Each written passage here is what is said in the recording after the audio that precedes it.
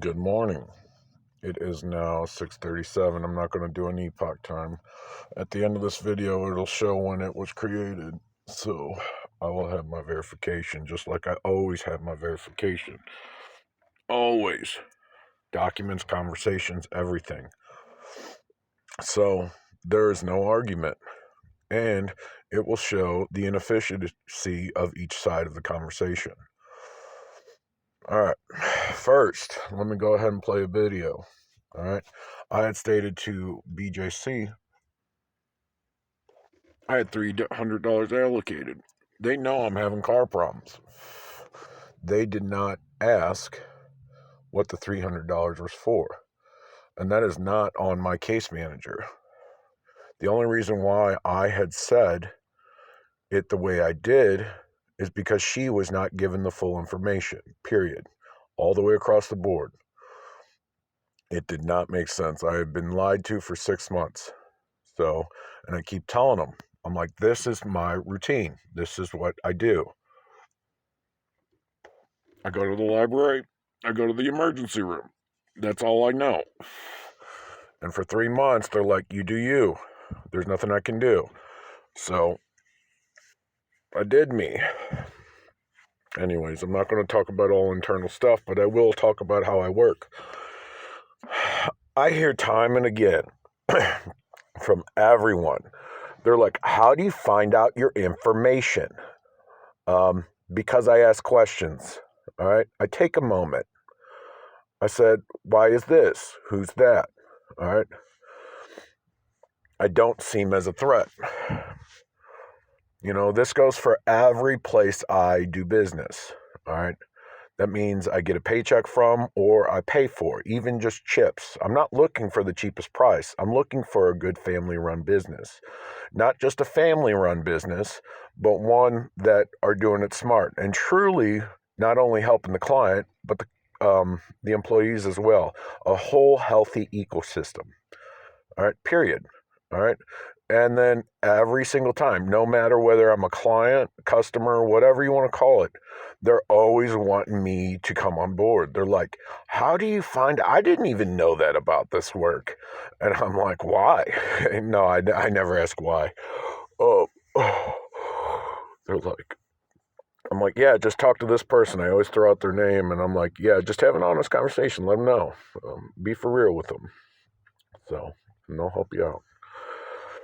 So, but even in crazy houses, they're always like, when are you going to become staff? And it's not like one of those things you've been here enough. They're like, you know how to handle these clients. And I'm like, yes, because I've lived it.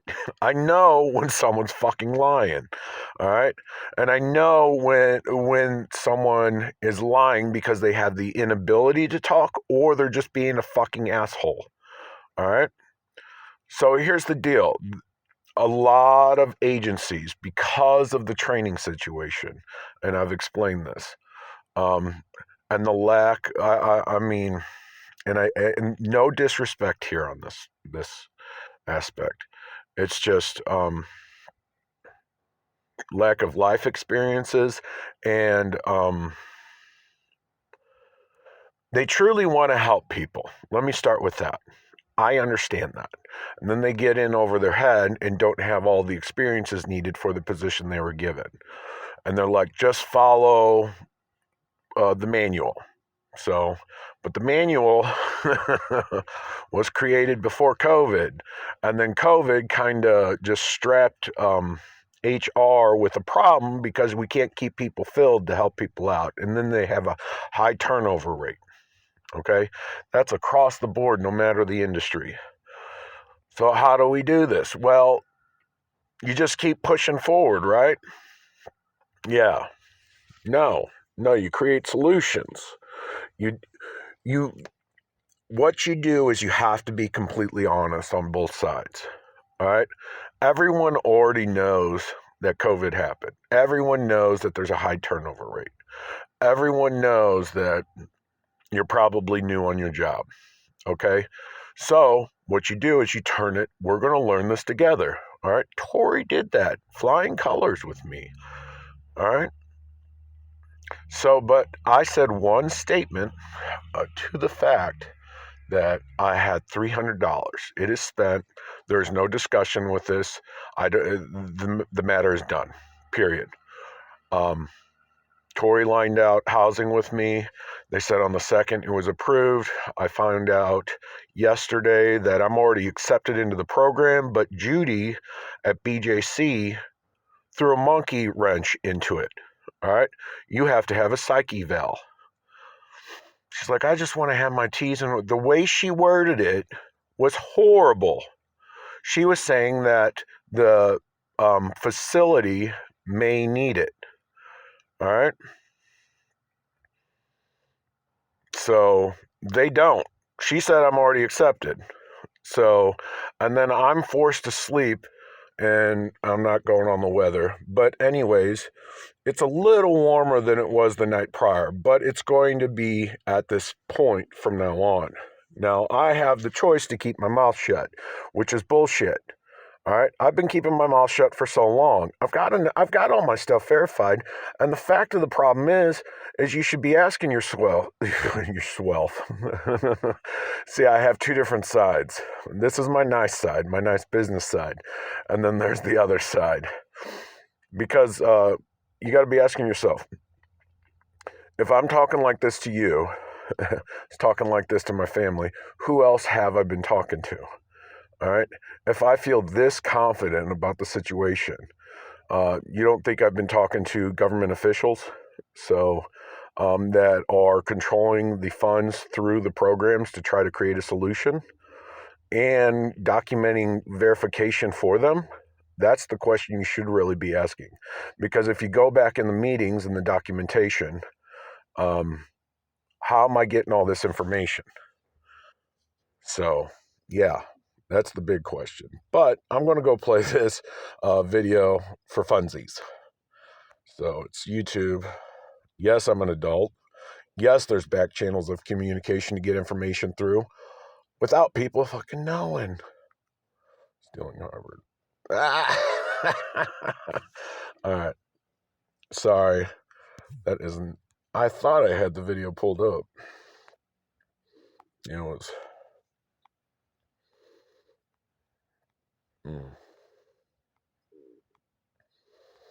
5:55. It's not on there.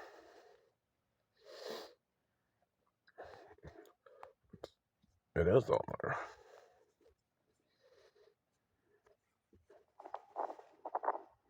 All right. So, here's my car, right here. Here's my license plate, right there. This tire drops down to 20 psi. By the afternoon, I got to refill it. I need to get it replaced. The other thing is my sensor, my spark plug, coil number 2 is having issues. That's what's throwing up errors on my computer. That's not the point. I'm networking. I'm trying to figure out businesses. I spoke with Premier Auto in Park Hills, and they said they can fix it for ironically enough, that all right, that light. Okay, there was a specific incident with my first case manager. She said, just play music loud. So I did that. Anyways, and at that point, and my name's Joshua as Key 74. Anyways, that's not the point. But that light has damage now because I was told I was having them issues and I'm tired of doing this protocol. It's got to change. They're like, well, you got to figure something out. So I do my thing and I'm listening to music and I get to an intersection and don't see a 20-foot vehicle that has a trailer on it. There is no way. The size and angle at which I was, there is absolutely no way I missed that entire thing. I pull out, I don't see him. I literally don't see him until I hear a sound. All right, so something hinky is going on here with my vision. All right, it's a neurological problem, not a psychological problem, and I've been saying it for years. All right, again, this has happened 2 more times, which I didn't tell BJC because I didn't want to overload them with different things. All right. I need to get out of my car, is what I keep saying. All right. And I've made that quite. Okay, I think I may have been covering the mic. So there was an accident. I didn't see a vehicle. That light is now damaged. So, and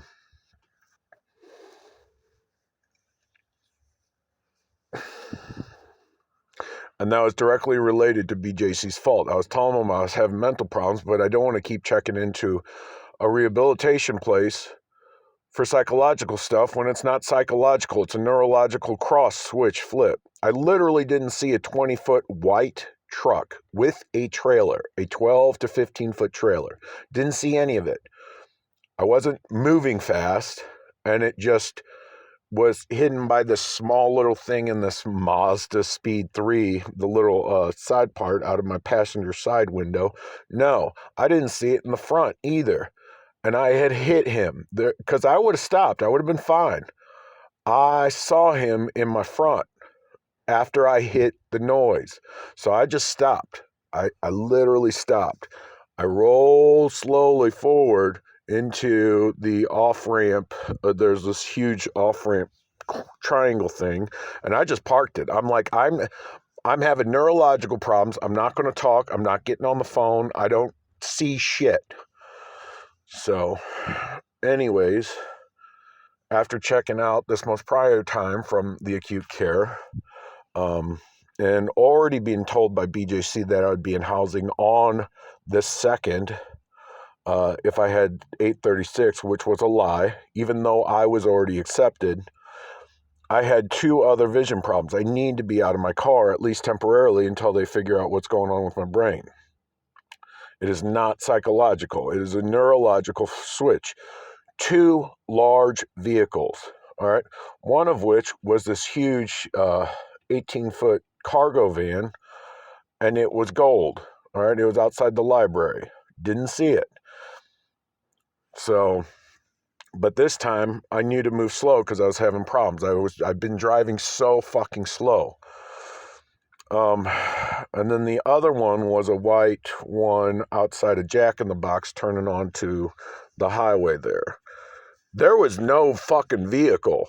And then all of a sudden, they're right on my ass honking the horn like I cut them off. So, and there, anyways, I can explain what's going on, but no one's listening. And it's not explaining it to BJC because it's not their problem. I have to get a professional, which I've been looking for, in conjunction with the location that I'm going to be at. So, if I don't know where my housing is, I can't say solidified to doctors, okay? This is what needs to happen. So, BJC, never mind. Life is what it is. Watch the video. You're going to have to allow for extra time to be worked. Now, they could also fly through it, but this is a Mazda. It's a foreign car. I don't know what their expertise is, but they said that they're the best in town. And then that battery compartment was recently opened because my battery died. Yeah. The car's not bad. It's not being run correctly. All right. It's only getting to point A to point B, which is about a mile away, and it's not charging the battery long enough. So then you got to run the gas.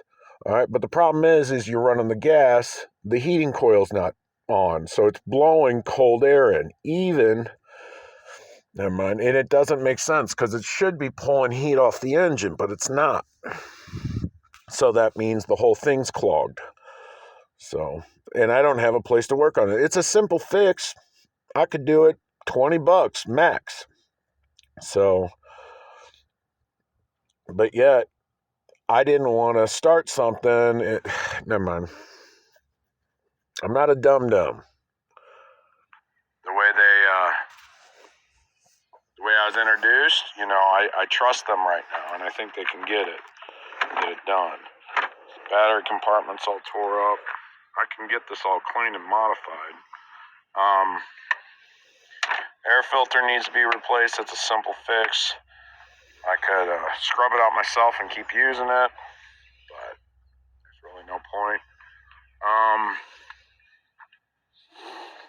Yeah, windshield wiper fluid probably needs to be refilled. I need the transmission flushed and oil changed. So that's basically it. So that's $1,000 right there. Transmission really needs to be flushed. I don't have an area to do that. But, fuck. One of these tires is brand new. They probably all need to be replaced, but I can do used ones if I need to. I think it was the back rear, and I don't think they rotated it. The other three, yeah, this is the newer one. All right. So, front three, passenger driver rear, are 21, this one's a 22, the other one's either 21 or 22. I think this one's a 21. That one I had a blowout. Well, it wasn't a blowout. I hit something.